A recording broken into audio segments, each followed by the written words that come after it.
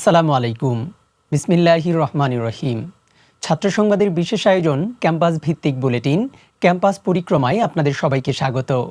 আমি আপনাদের সাথে আছি মাসুম আলভি। শুরুতেই শিরোনাম।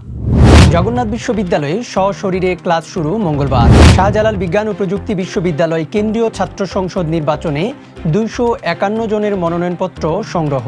নারী প্রার্থী 34। চট্টগ্রাম বিশ্ববিদ্যালয় শিক্ষার্থীর ঝুলন্ত মরদেহ উদ্ধার, মিলল চিরকুট।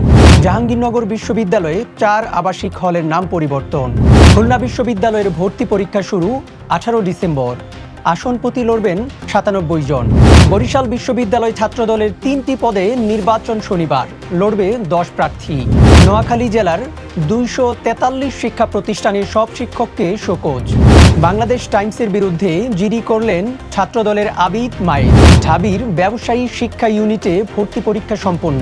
পাবনা বিজ্ঞান ও প্রযুক্তি বিশ্ববিদ্যালয়ে উপাচার্য সহ 3 জনের স্বাক্ষর জালিয়াতি করে অর্থ আত্মসাৎ। এছাড়াও যক্ত নির্বাচন, ভোট 30 ডিসেম্বর। এবার শুনবেন বিস্তারিত। জগন্নাথ বিশ্ববিদ্যালয়ের স্থগিত হওয়া সকল পরীক্ষা আগামী সপ্তাহের সোমবার থেকেই শুরু হতে যাচ্ছে। একই সাথে মঙ্গলবার থেকে সশরীরে ক্লাস শুরু হবে। বৃহস্পতিবার বিশ্ববিদ্যালয়ের সিন্ডিকেট সভা শেষে উপাচার্য অধ্যাপক ডক্টর মোহাম্মদ রেজাউল করিম সাংবাদিকদের এসব তথ্য জানান। শাহজালাল বিজ্ঞান ও প্রযুক্তি বিশ্ববিদ্যালয় কেন্দ্রীয় ছাত্র সংসদ ও হল সংসদ নির্বাচনে মনোনয়নপত্র বিতরণ শেষ হয়েছে। 3 দিনব্যাপী মনোনয়নপত্র বিতরণে মোট 251 জন প্রার্থী মনোনয়নপত্র সংগ্রহ করেছেন। এর মধ্যে পুরুষ প্রার্থী 72 জন এবং নারী প্রার্থী 34 জন। বৃহস্পতিবার শেষ দিনে কেন্দ্রীয় সংসদে 61টি এবং হলে 41টি মনোনয়নপত্র বিতরণ করা হয়। চট্টগ্রাম নগরীর খুলশী এলাকায় একটি বাসা থেকে চট্টগ্রাম বিশ্ববিদ্যালয়ের ওমর ফারুক সুমন নামে এক শিক্ষার্থীর ঝুলন্ত মরদেহ উদ্ধার করা হয়েছে। পুলিশ প্রাথমিকভাবে এটিকে আত্মহত্যা বলে ধারণা করছে। বৃহস্পতিবার রাতে সিলিং ফ্যানের জন্য রাখা হুকের সঙ্গে ঝুলন্ত অবস্থায় তার মরদেহ উদ্ধার করা হয়। সুমন খুলশীর 5 নম্বর লেনের 17 নম্বর বাসায় তার মামার বাসায় থাকতেন। তিনি 2021-22 শিক্ষাবর্ষের আরবি বিভাগের শিক্ষার্থী ছিলেন। জাহাঙ্গীরনগর বিশ্ববিদ্যালয়ে শেখ পরিবারের নামে থাকা 4টি হলের নাম পরিবর্তন করে নতুন নামকরণ করেছে বিশ্ববিদ্যালয় কর্তৃপক্ষ। শুক্রবার সকালে বিশ্ববিদ্যালয়ের ভারপ্রাপ্ত রেজিস্ট্রার ABM আজিজুর রহমান তথ্যটি নিশ্চিত করেন। খুলনা বিশ্ববিদ্যালয়ে 2025-26 শিক্ষাবর্ষের স্নাতক প্রথম বর্ষের ভর্তি পরীক্ষা আগামী 18 ও 19 ডিসেম্বর অনুষ্ঠিত হবে। খুলনা ছাড়াও ঢাকা, রাজশাহী এবং চট্টগ্রাম কেন্দ্রে পরীক্ষা দিতে পারবেন পরীক্ষার্থীরা। খুলনা বিশ্ববিদ্যালয়ের ICT সেলের তথ্য মতে বিশ্ববিদ্যালয়ে আসন রয়েছে 1109টি। এর বিপরীতে আবেদন করেছে 1,08,266 জন শিক্ষার্থী। ফলে প্রতি আসনের বিপরীতে প্রতিযোগিতা করছেন প্রায় 97 জন। বরিশাল বিশ্ববিদ্যালয় শাখা জাতীয়তাবাদী ছাত্রদলের নতুন কমিটি গঠনের জন্য সভাপতি, সাধারণ সম্পাদক ও সাংগঠনিক সম্পাদক এই 3টি পদে নির্বাচন অনুষ্ঠিত হচ্ছে। বৃহস্পতিবার নির্বাচন কমিশন প্রার্থীদের আবেদন যাচাই বাছাই শেষে বৈধ প্রার্থীদের তালিকা প্রকাশ করেছে। শনিবার বিশ্ববিদ্যালয় ক্যাম্পাসে এই নির্বাচন অনুষ্ঠিত হবে। 3টি পদে মোট 10 প্রার্থী প্রতিদ্বন্দ্বিতা করছে।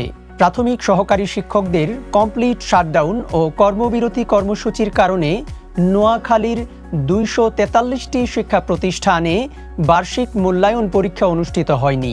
এই পরিস্থিতিতে এসব প্রতিষ্ঠানের সব শিক্ষককে শোকজ নোটিশ দিয়েছে প্রাথমিক শিক্ষা অফিস।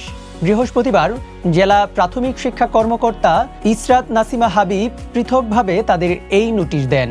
বাংলাদেশ টাইমস নামের একটি সংবাদ পোর্টালের বিরুদ্ধে শাহবাগ থানায় সাধারণ ডায়েরি করেছেন ছাত্রদলের ঢাকা বিশ্ববিদ্যালয়ের যুগ্ম সাধারণ সম্পাদক আবিদুল ইসলাম খান ও বিজয় 71 হলের আহ্বায়ক তানভীর আল হাদি মায়েদ। শুক্রবার সন্ধ্যায় তারা শাহবাগ থানায় জিডি করেন। এই জিডির বিষয়ে শাহবাগ থানার ওসি খালিদ মনসুর নিশ্চিত করেছেন, ঢাকা বিশ্ববিদ্যালয় 2025-26 শিক্ষাবর্ষে ব্যবসায়ী শিক্ষা ইউনিটের প্রথম বর্ষ আন্ডার গ্রাজুয়েট প্রোগ্রামের ভর্তি পরীক্ষা সম্পন্ন হয়েছে। শনিবার বেলা 11টা থেকে দুপুর 12:30 পর্যন্ত এই পরীক্ষা চলে। ঢাকা বিশ্ববিদ্যালয় ক্যাম্পাস সহ ঢাকার বাইরে 4টি বিভাগীয় শহরে এই ভর্তি পরীক্ষা অনুষ্ঠিত হয়। ঢাকার বাইরে কেন্দ্রগুলো হলো চট্টগ্রাম বিশ্ববিদ্যালয়, রাজশাহী বিশ্ববিদ্যালয়, খুলনা বিশ্ববিদ্যালয় এবং বেগম রোকেয়া বিশ্ববিদ্যালয়।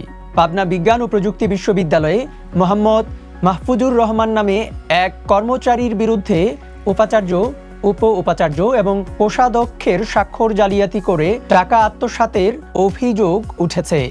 এই ঘটনায় অভিযুক্ত কর্মচারীকে সাময়িক বহিষ্কার করেছে বিশ্ববিদ্যালয় প্রশাসন। অভিযুক্ত মাহফুজুর রহমান বিশ্ববিদ্যালয়ের ইনস্টিটিউশনাল কোয়ালিটি অ্যাসিউরেন্স সেল দপ্তরের অফিস সহায়ক হিসেবে কর্মরত ছিলেন। জগন্নাথ বিশ্ববিদ্যালয় কেন্দ্রীয় শিক্ষার্থী সংসদ ও হল সংসদ নির্বাচন 2025-এর ভোট গ্রহণের তারিখ ফের পিছিয়েছে। পুনঃ তফসিল ঘোষণার পর আগামী 30 ডিসেম্বর ভোটের দিন নির্ধারণ করা হয়েছে। বৃহস্পতিবার বিশ্ববিদ্যালয়ের সিন্ডিকেট সভা শেষে প্রধান নির্বাচন কমিশনার অধ্যাপক ডক্টর মুস্তফা হাসান এই তথ্য নিশ্চিত করেছেন। এতক্ষণ আমাদের সাথে থাকার জন্য ধন্যবাদ।